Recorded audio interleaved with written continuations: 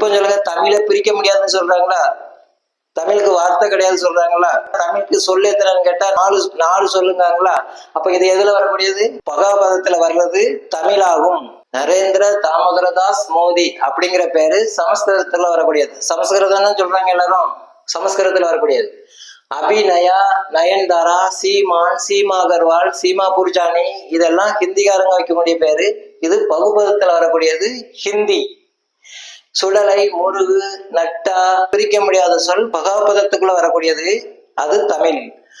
நீங்க எந்த ஒரு பேர் சொன்னாலும் இந்த மூணு இதுக்குள்ளதான் கொண்டு வர முடியும். அப்படி இருக்கும்போது முத்தமிழ் என்றால் என்ன அப்படின்னா, இயல் இசை நாடகம் அப்படின்னா பொருந்தாது, சினிமாக்காரங்க மட்டும்தான் வருவாங்க.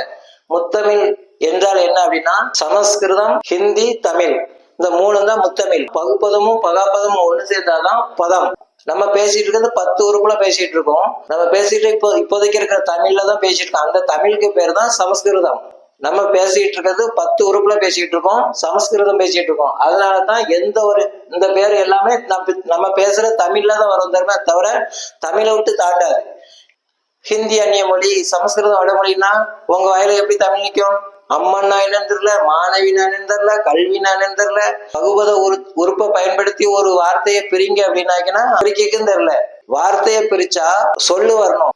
2 சொல் ஒண்ணு சேர்ந்தா வார்த்தை, 4 வார்த்தை ஒண்ணு சேர்ந்தா வாசகம். சொல்லால் ஆனதுதானே வார்த்தை. அப்படி இருக்கும்போது வார்த்தையை பிரிச்சா சொல்லுதானே வரணும். அங்க எழுத்தை எடுத்து வச்சுக்கிட்டு இதானது விகாரமானதுன்னா இப்படிதான் தவறா படிச்சுட்டு இருக்கீங்க. அது தப்பு. இலக்கணத்துல இருக்க எல்லாமே தப்பு தான்.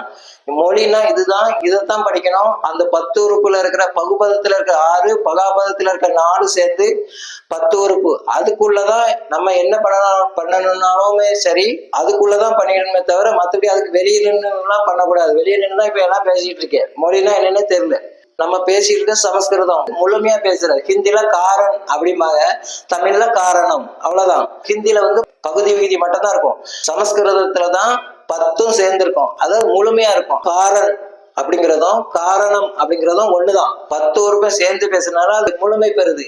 அது பகுதி விகுதியா பேசுறதுனால காரன் அப்படிங்கிறத கட்டாயிரும். ஹிந்தில இருந்துதான் மற்ற எல்லா மொழியும், உருது, வங்க மொழி பேசுறவங்க அப்படிலாம் நிறைய போயிட்டு இருக்கலாம். அதெல்லாம் ஹிந்தி ஆணாதிக்கத்துல போறது.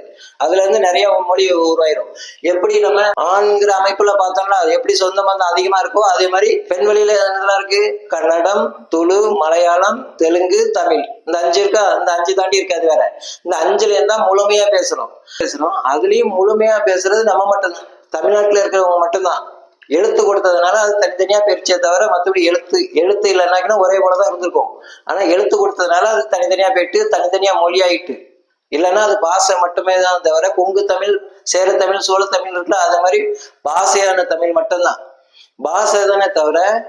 அதே போலதான் தெலுங்கு, துளு, கன்னடம், தெலுங்கு எல்லாம் பாஷை தானே தவிர அது மொழி கிடையாது. எழுத்து கொடுத்துட்டதாலதான் அது மொழி ஆயிட்டு.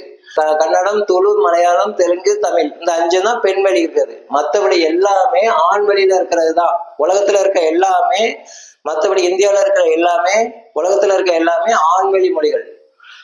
அது எல்லாம் ஹிந்திக்கு அடுத்தால இருக்கும். உருதுல பாத்தீங்கன்னா அது முக்காவாசி ஹிந்தியா தான் இருக்கும். அதே மாதிரி உலகத்துல இருக்க எல்லா பேரையும் கொடுத்தா கூட இங்கிலீஷ், உருதுன்னு எந்த பேரை கொடுத்தாலும் அது தமிழ்ல இந்த 10 உறுப்புல கொண்டு வந்துடலாம். மொழி குடும்பம்னு சொல்றது காரணம் இதுதான்.